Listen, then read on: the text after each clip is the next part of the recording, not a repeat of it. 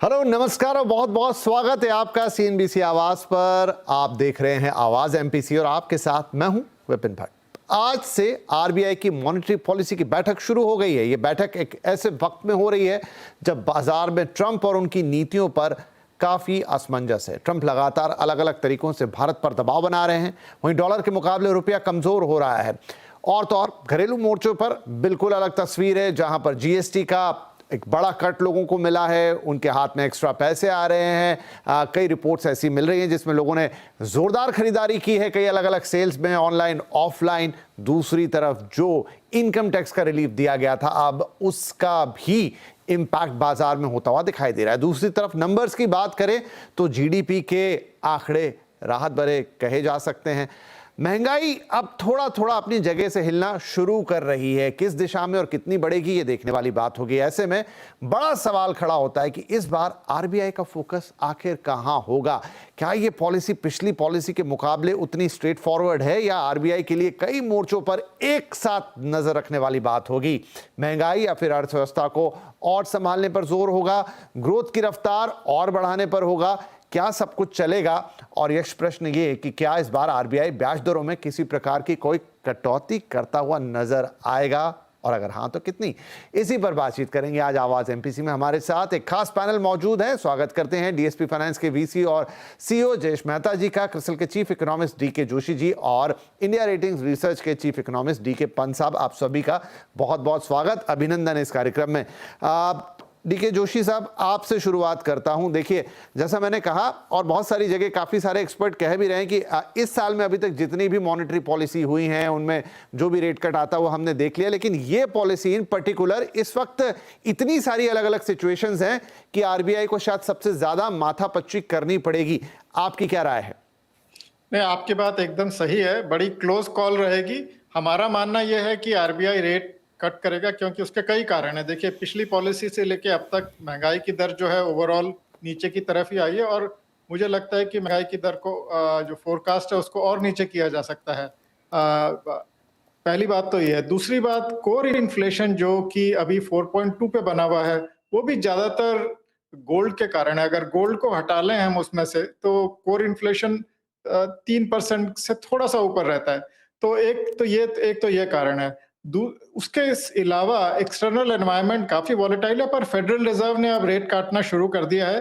तो एक जो डर रहता है कि बॉन्ड यील्ड्स में गैप नैरो हो जाएगा, उसका कैपिटल फ्लोज पे असर पड़ेगा, वो उस लेवल पे भी एक कंफर्ट मिलता है, क्योंकि यूएस बॉन्ड यील्ड्स भी अब जिस तरह से एक्सपेक्ट किया जा रहा है कि 25 बेसिस अभी काट दिया है, 50 बेसिस और काटेंगे और अगले साल और काटेंगे, तो bond yields, US bond yields भी नीचे आएंगी।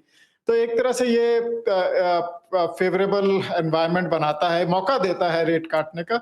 और साथ साथ जो ग्रोथ है वो काफी स्ट्रांग बनी हुई है अभी तक। फर्स्ट क्वार्टर की 7.8% थी, सेकेंड क्वार्टर में भी जो इंडिकेशन पीएमआई से मिल रहा है, मैन्युफैक्चरिंग पीएमआई 59 के करीब है और सर्विसेज पीएमआई 61-62 के बीच में है। तो एक तरह से स्ट्रांग एक्सपेंशन जोन में अभी दिखाई दे रहा है। तो सेकेंड क्वार्टर भी अभी ठीक निकलेगा ग्रोथ के लिहाज से। उसके बाद ग्रोथ धीमी होनी शुरू हो जाएगी, क्योंकि जो अभी टैरिफ्स लागू किए जा रहे हैं, अगर यही बने रहते हैं तो जो एवरेज इम्पैक्ट है टैरिफ का वो बहुत ज्यादा होगा सेकेंड हाफ में। फर्स्ट हाफ में तो ऊपर नीचे होता रहा, इतना ज्यादा इम्पैक्ट नहीं पड़ा, कंपनीज ने फ्रंट लोड कर लिया था एक्सपोर्ट्स को। बट अगर ये टैरिफ बने रहते हैं तो सेकेंड हाफ में इसका बहुत असर दिखाई देगा, खासकर टेक्सटाइल्स में, जेम्स एंड ज्वेलरी में और सी फूड में, जहां पे ऑलरेडी आई थिंक काफी चिंताएं उत्पन्न हो रही हैं। तो आई थिंक इस तरह से मेरा मानना यह है कि थोड़ा ग्रोथ को अभी फिलहाल थोड़ा प्रीएम्प्टिवली सपोर्ट किया जा सकता है, क्योंकि महंगाई की दर जो है एक्सपेक्टेशन से काफी नीचे है। तो रेट कटने की उम्मीद मुझे तो है। चलिए, रेट कट की उम्मीद है डीके जोशी साहब को। और जैसा मैं शुरू में कह रहा था कि इस बार इतने मोर्चे हैं, और जोशी साहब का जो जवाब था उसमें इतनी सारी बातें थी, इतनी वैरायटी थी, जो बता रही है कि आरबीआई के लिए भी उस एमपीसी जो कि चल रही होगी आरबीआई के दफ्तर में, वहां पर भी इतने सारे अलग अलग मुद्दे रखे होंगे सामने, जिस पर सब पे बातचीत करना जरूरी होगा। जयेश मेहता साहब, क्या आपकी भी यही राय है कि इस बार की पॉलिसी में बहुत सारे फैक्टर्स होंगे जो कि आरबीआई देख रहा होगा, और इन ऑल उसमें से उसको डिसाइड करना होगा कि मैं किस दिशा में जाऊं? क्या एक रेट कट और दे दूं या थोड़ा समय और देखूं? नहीं, आपने सही कहा। बहुत कंफ्यूजिंग वाली पॉलिसी है। एक बाजू लगता है कि वो लोग रेट कट करेंगे बिकॉज जैसे जोशी जी ने बताया कि इन्फ्लेशन भी कंट्रोल में है एंड थोड़ा ग्रोथ पे भी फोकस है, पूरा स्टिमुलस एक साथ साथ में कर लो। बट एक उसके साथ साथ जो फर्स्ट क्वार्टर 25-26 का जो है 26-27 का, वहां पे जो 4.9 का जो फोरकास्ट रखा है वो पहले तो उनको चेंज करना पड़ेगा नीचे। अगर वो चेंज किया तो उनको रेट काटना ही पड़ेगा, बिकॉज अगर फोरकास्ट तुम्हारा अगर नीचे आ गया तो आप रेट नहीं काटोगे तो वो गलत रहेगा। बट मार्केट की वजह से या मार्केट की तरह देखो या ट्रांसमिशन को देखो, अभी जो कारण सर बॉन्ड यील्ड ऊपर है, इतने बॉन्ड यील्ड ऊपर है, उसके दो फैक्टर है। एक तो डिमांड सप्लाई, थोड़ा बहुत प्रीएम्प्टिव डिमांड भी हो चुका है because of bond on insurance companies, और स्टेट गवर्नमेंट का इतना सप्लाई है स्टेट गवर्नमेंट बॉन्ड का, उसके कारण गवर्नमेंट बॉन्ड नीचे आ नहीं पा रहे। सो रेट कट, खाली रेट कट करेंगे और फर्दर रूम नहीं बताएंगे तो उसके कारण क्या होगा, बॉन्ड यील्ड आपका एक्चुअली रेट कट के बाद और शायद 10 बेस पॉइंट ऊपर चला जाए, तो उसमें प्रॉब्लम ये होगा कि ट्रांसमिशन आपका होगा नहीं। तो टेक्टफुली उनको करना पड़ेगा। या तो आइडियल सिचुएशन के रूम दिखा दे कि भाई रूम होगा आगे हम काटेंगे, या अभी भी काट के रूम दिखाना पड़ेगा। You can not go to neutral stance after that, otherwise the yields will go up. And more importantly, at some point of time, they will have to control the bond yield either by OMO, but OMO में liquidity बहुत ज्यादा है, तो may be पहले भी RBI ने ये tool use किया हुआ है, operation twist, whereby they sell the short end and buy the long end of the bond market.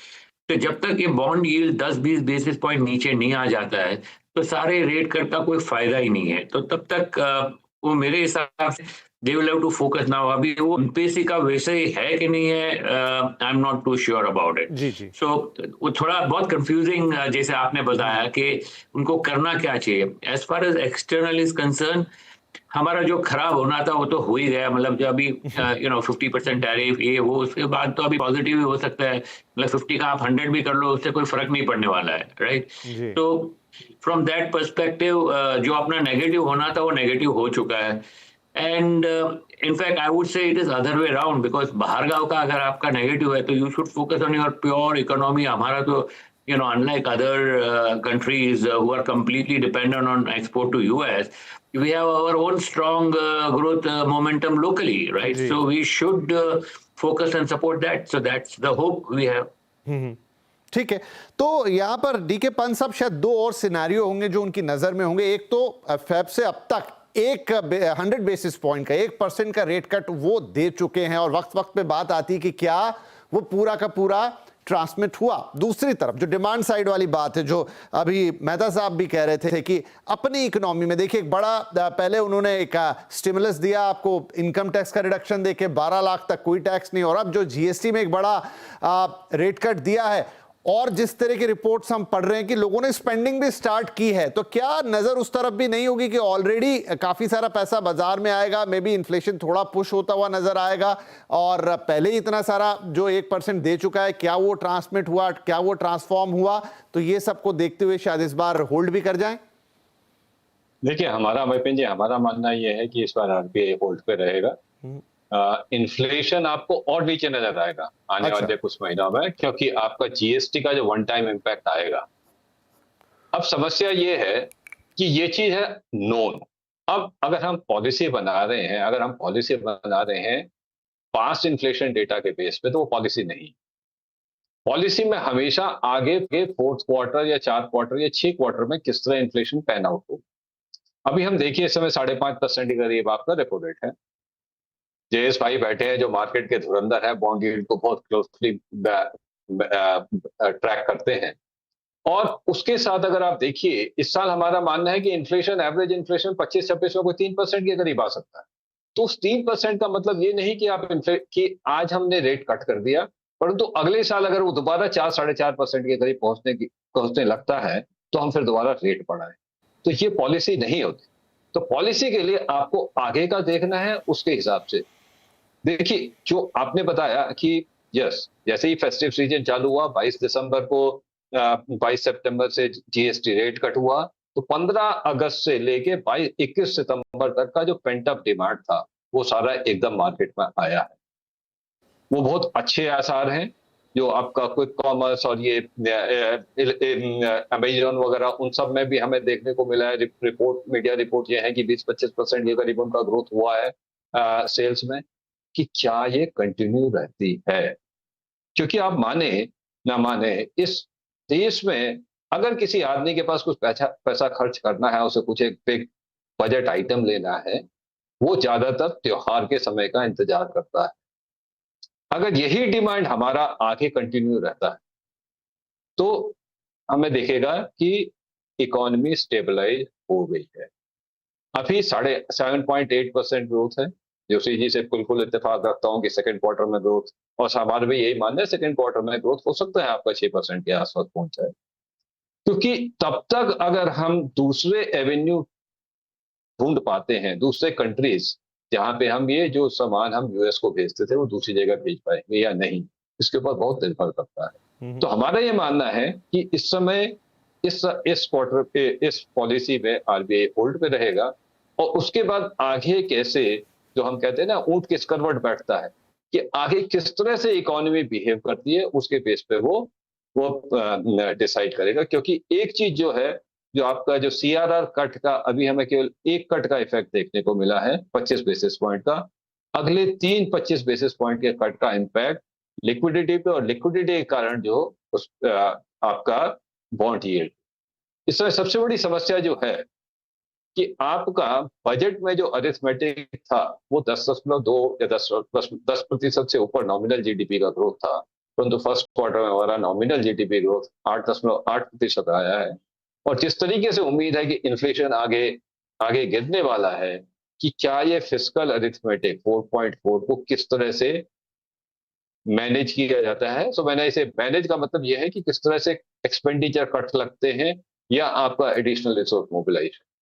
तो इन सब चीजों को देखते हुए हमारा ये मानना है कि आरबीआई इस बारी होल्ड करे। राइट, तो हमारे 3 में से 2 एक्सपर्ट का कहना है कि रेट कट आएगा, एक का कहना है कि नहीं आएगा, होल्ड करेंगी। चलिए, अब अगर आता है तो वो कितना हो सकता है, नहीं आएगा तो खैर कोई बात नहीं। ऊपर से आरबीआई की इस पॉलिसी में डायरेक्शन क्या आएगी, किस तरीके से आरबीआई एसेस कर रहा है आने वाले वक्त को।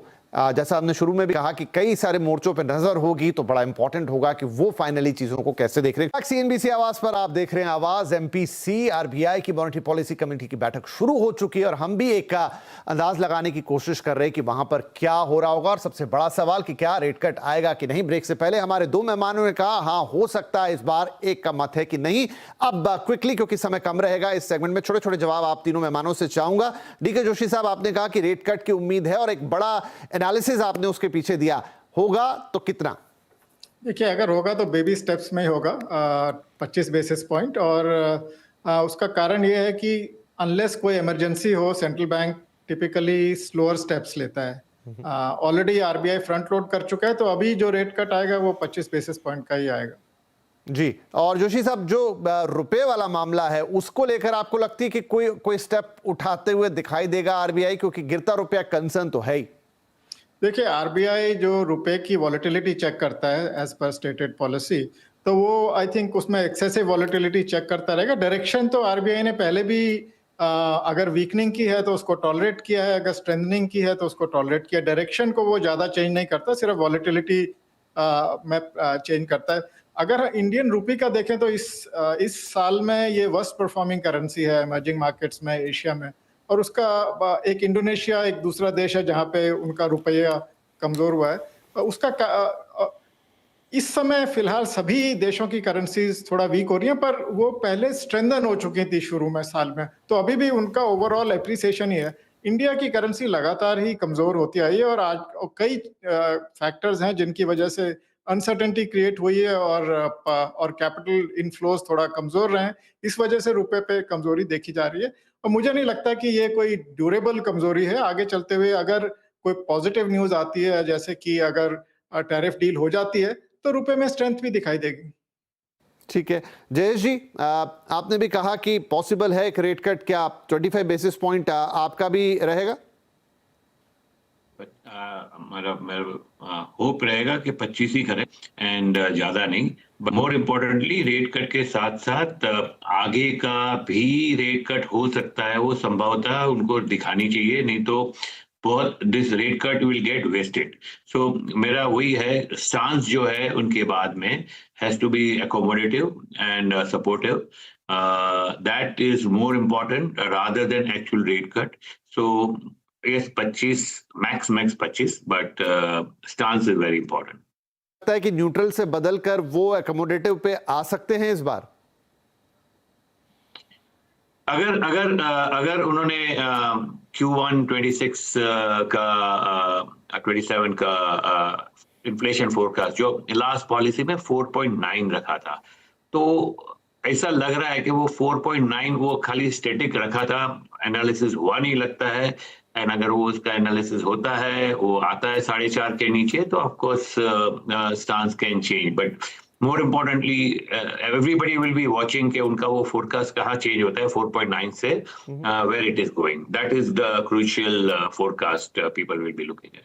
ओके ठीक है पंत साहब, आपका तो मानना है कि खैर इस बार कोई परिवर्तन नहीं होगा, कोई रेट कट नहीं आएगा, और जैसा अभी मेहता जी ने कहा कि बड़ा इंपॉर्टेंट होगा कि वो आगे के लिए क्या अपना रुख रखते हैं। आपको लगता है स्टांस में किसी तरह का कोई परिवर्तन करते हुए नजर आएंगे विदाउट रेट कट?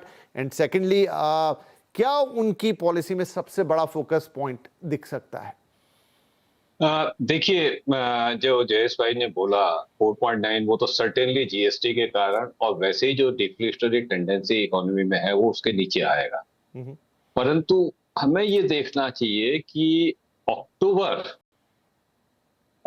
2026 से इन्फ्लेशन किस करवट बैठता है, क्योंकि आपका जनरल डिफ्लेशनरी ट्रेंड के कारण इन्फ्लेशन लो है, उसके बाद जीएसटी उसके ऊपर अगर सुपर इम्पोज करेंगे तो हो सकता है अक्टूबर के आगे वो और ज्यादा इन्फ्लेशन रेट घटेगा 25 में, और अक्टूबर 26 से वो इन्फ्लेशन रेट बढ़ेगा। तो हमारा मानना यह है कि अभी स्टांस पे भी उतना ज्यादा क्लैरिटी नहीं आने की उम्मीद है। हाँ, जो आरबीआई की कमेंट्री है उसमें आरबीआई ये सब चीजें बिल्कुल क्लियर करेगा कि किस तरीके से ये बैठेगा। रही बात, देखिए लिक्विडिटी के लिए जो उन्होंने पीछे मेजर्स उठाए हैं, कदम उठाए हैं, जिसमें से अभी केवल 25 बेसिस पॉइंट का इम्पैक्ट आया है, बाकी 75 बेसिस पॉइंट का इम्पैक्ट अभी बचा है। और स्पेशली सितंबर में जब एडवांस टैक्स आउटफ्लो हुए, लिक्विडिटी और नकदी मार्केट में कम हो जाता है, तो उसके कारण हमें थोड़ा सा लिक्विडिटी सिचुएशन टाइट देखने को मिला था, बट अब उतना टाइट नहीं है, lowest in last 5-6 months ji.